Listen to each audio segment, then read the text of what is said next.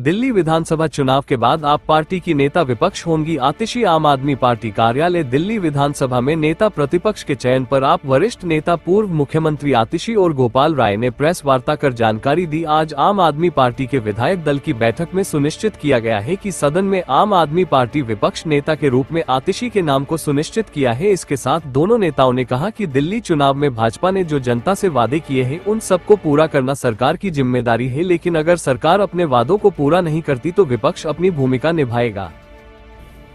दिल्ली के अंदर आज आम आदमी पार्टी के नवनिर्वाचित विधायकों के साथ विधायक दल की मीटिंग बुलाई गई थी। विधायक दल की मीटिंग के अंदर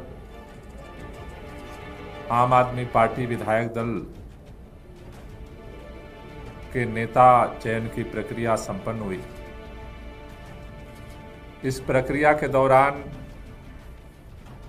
आम आदमी पार्टी की तरफ से डॉक्टर संदीप पाठक को पार्टी ने ऑब्जर्वर नियुक्त किया था।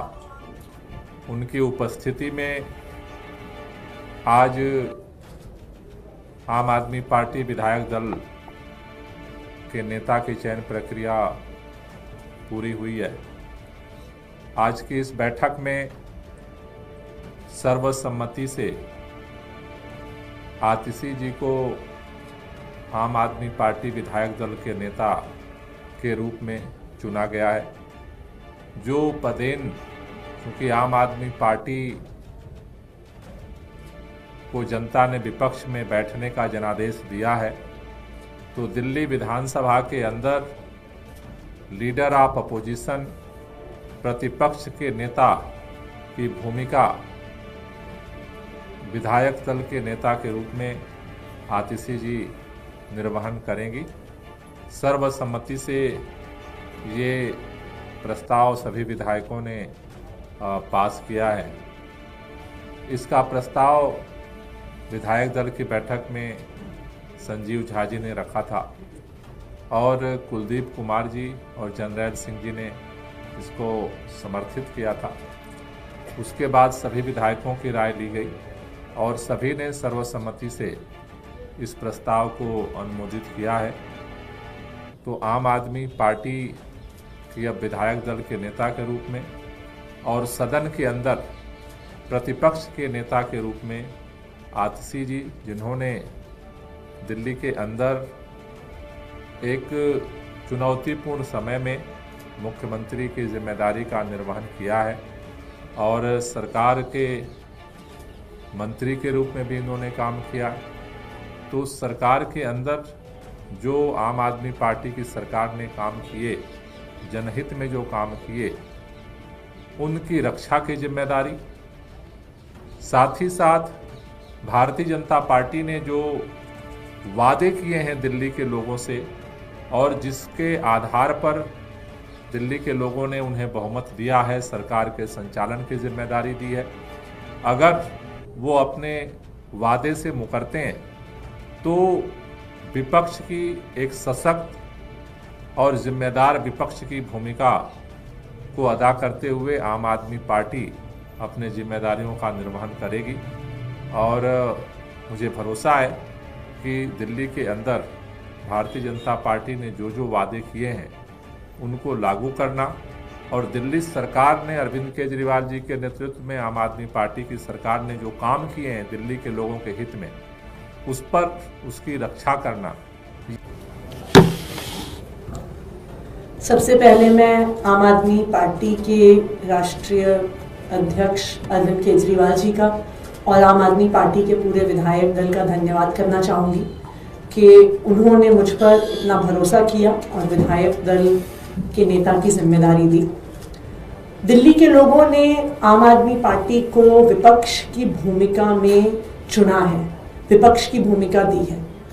और एक मजबूत विपक्ष क्या होता है, जनता की आवाज असेंबली के अंदर कैसे उठाता है, ये आम आदमी पार्टी पूरी तरह से जिम्मेदारी को निभाएगी।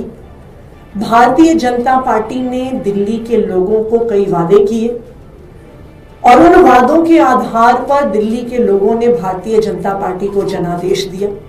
एक विपक्ष के तौर पे ये हमारी जिम्मेदारी रहेगी कि जो जो वादे भारतीय जनता पार्टी ने किए उन वादों को पूरा आम आदमी पार्टी विपक्ष के रूप में करवाएगी।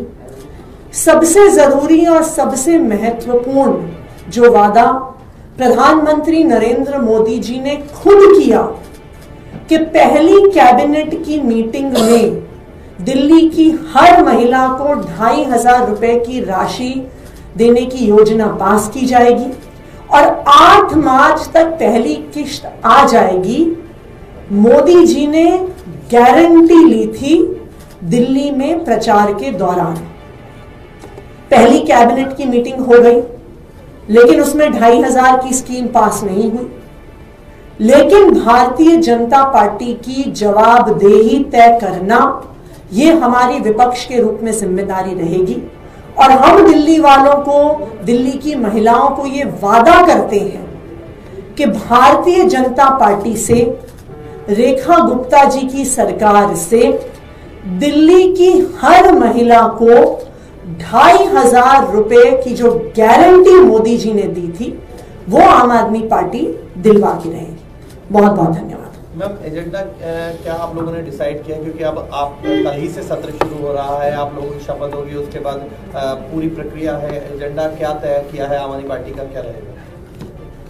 जैसा गोपाल जी ने कहा कि 2 महत्वपूर्ण एजेंडा विपक्ष के तौर पे हमारे पास हैं।